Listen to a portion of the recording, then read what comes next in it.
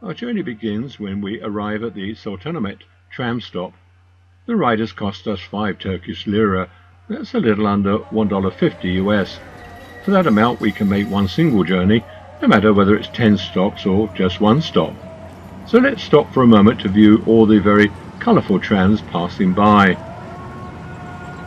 From here we're going to walk for about 5 minutes to the Hippodrome, which was built by Constantine in the 4th century, and its primary purpose was as a Roman chariot racetrack.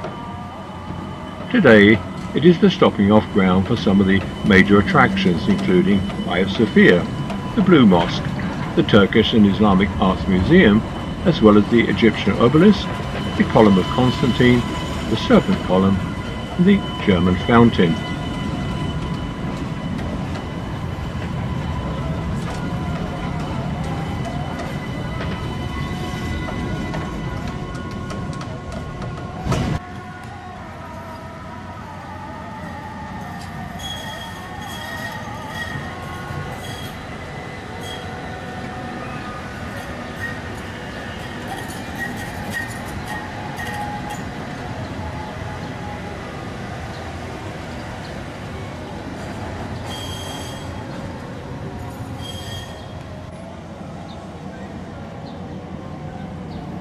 Our first stop on the Hippodrome will be at the Column of Constantine. However, we're not referring to the Constantine who put his name to the city, but to Constantine VII, the Emperor Porphyrogenitus, whose name is inscribed on the base of the column.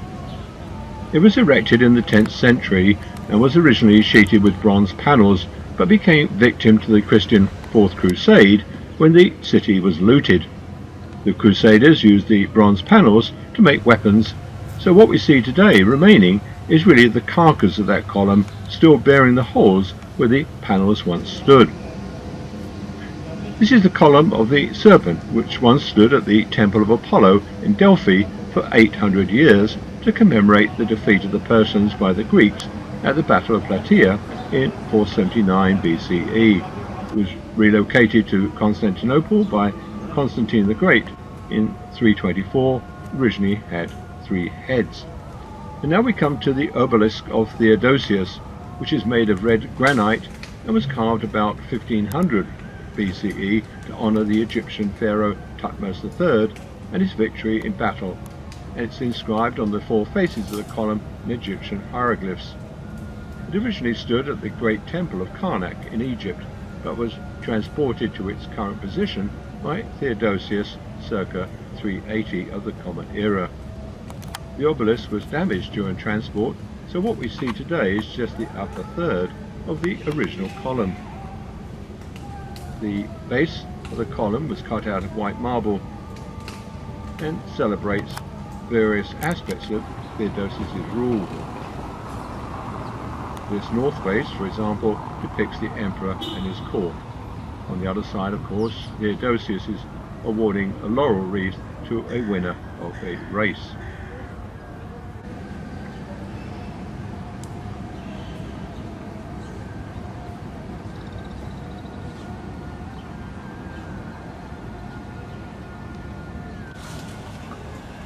The German fountain was a gift from the German government to celebrate Kaiser Wilhelm II's visit to Istanbul in 1898. We now leave the Hippodrome to enter the highlight of this tour, namely Hagia Sophia, which we enter via the Ottoman fountain. Notice the water taps at the base. These were used for ritual cleansing when Hagia Sophia was a mosque. We'll be walking through the vestibule of the guards, so called because the imperial guards waited here while the emperor attended prayer. We are struck by this remarkable mosaic. You'll recognize the central figure, which is Mary, with the Christ child. On the left is the Emperor Justinian, who built Hagia Sophia, and in his hands he's holding a model of the original Hagia Sophia before it became a mosque. So you'll notice that there are no minarets. And coming up on the right hand side is the Emperor Constantine, and he has a model of the city depicting the city walls.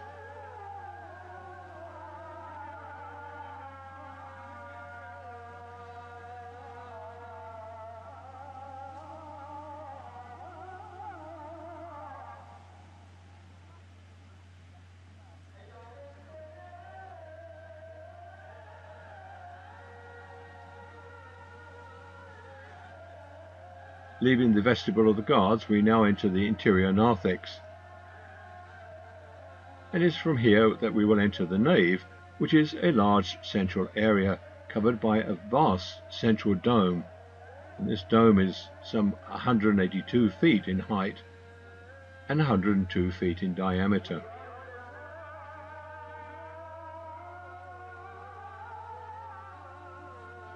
The original dome, of course, has suffered earthquake damage a number of times, including a complete collapse in 558 CE and another partial collapse in 869.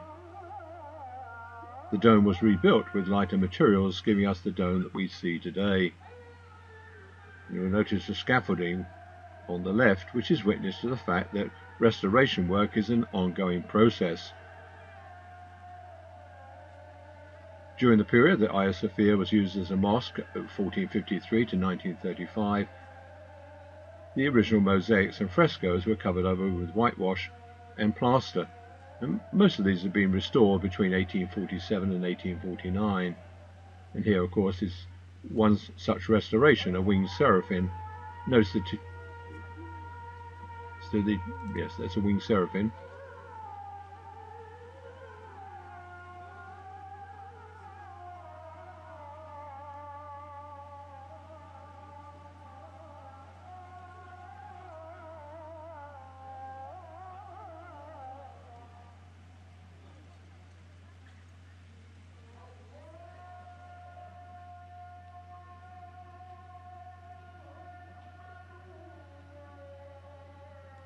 Another shot of that winged seraphim.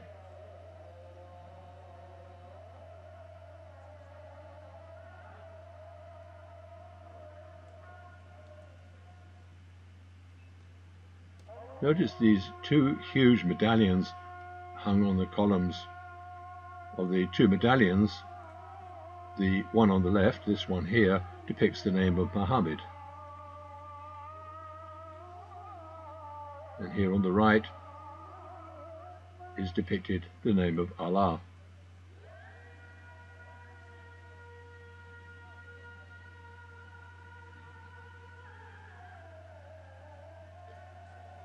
This is the minbar, a pulpit in the mosque where the imam, the prayer leader, delivers sermons on Friday. It was built in the 16th century. It's perhaps one of the best marble works of the Ottoman Empire.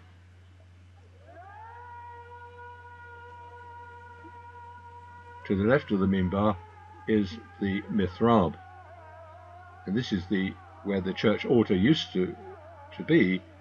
The mihrab points, of course, towards Mecca.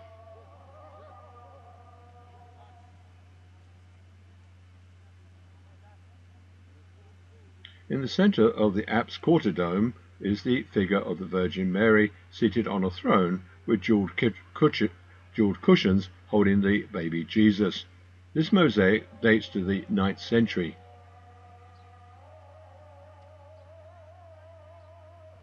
This is the next mosaic of the two angels, which is not quite so well preserved. The Gabriel mosaic dates to the second half of the 9th century.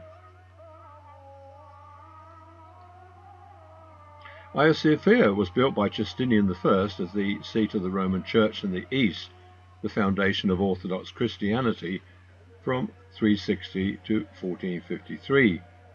From 1453 to 1935, it became an Islamic mosque under the Ottoman Empire.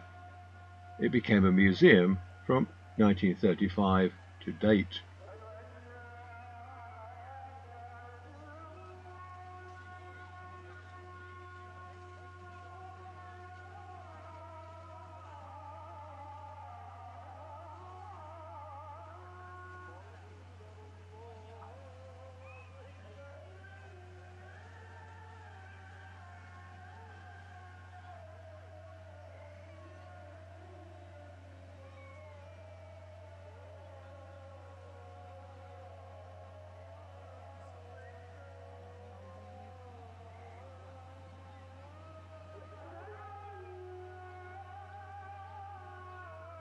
Columns abound, and here we will be seeing two of the mighty stone columns with metal clasps and these columns carry the upper galleries but also provide support to the domes, relieving some of the burden on the buttresses.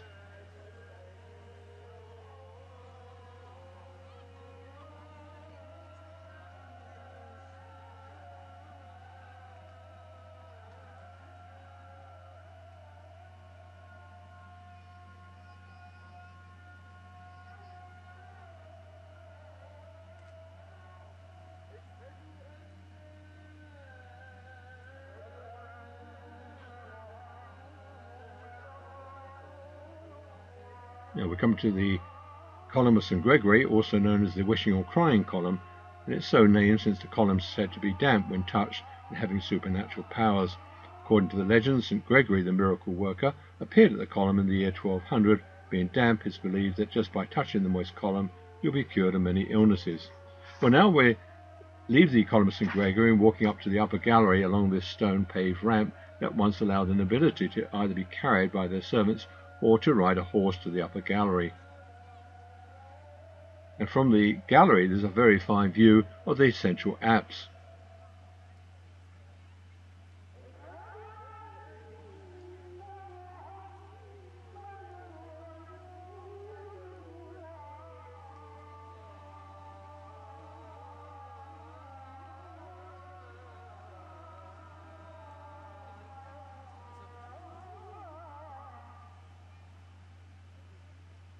This green marble circle was reserved for the Empress's throne, and this is directly across from the apse, and here she would follow the religious ceremonies during the Eastern Roman Empire.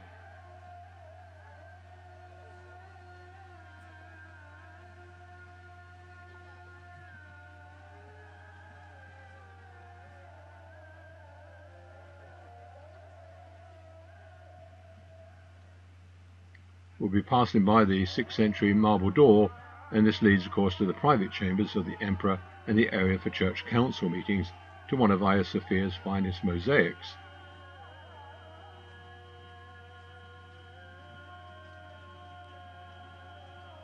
And here it is.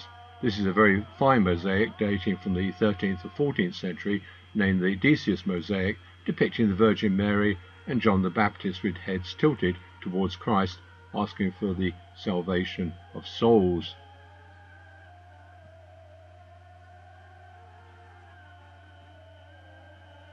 Hagia Sophia is not without some interesting graffiti dating to the 9th century and believed to have been carved into a parapet by a Viking serving in the Byzantine army. Although largely illegible, one name does stand out, and that is the person by the name of Halfdan. The Comenius mosaic portrays the Virgin Mary standing with the Christ child in her arms. His right hand portrays a blessing, and in his left hand is a scroll.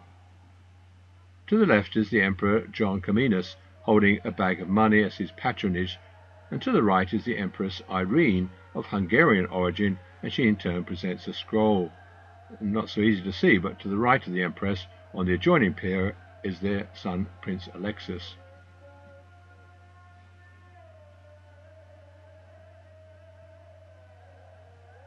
The Zoe mosaic shows Christ as the central figure, with the Emperor Constantine IX to his left and the Empress Zoe to his right. The words above the Emperor states that he is the religious emperor of the Romans and servant of Jesus, while the words above the Empress state that she is the devoutly religious Augustus Zoe, and this mosaic dates back to the 11th century.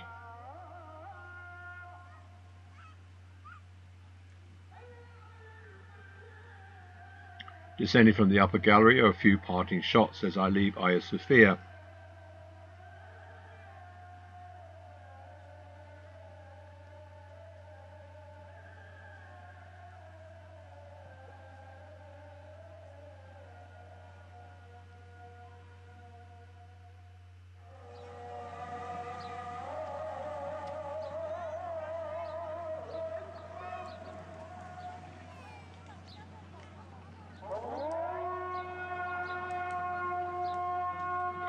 Outside the entrance to the main entrance to Hagia Sophia are the remains of the earlier Theodosian church. And these two earlier churches stood on this spot, the last one being destroyed in the Nika riots of 532, and that saw the death of more than 30,000 people, and half the city was reduced to ashes. All that remains of the earlier churches are the bases of the columns that supported the entry porch and fragments of marble blocks with carved designs of sheep.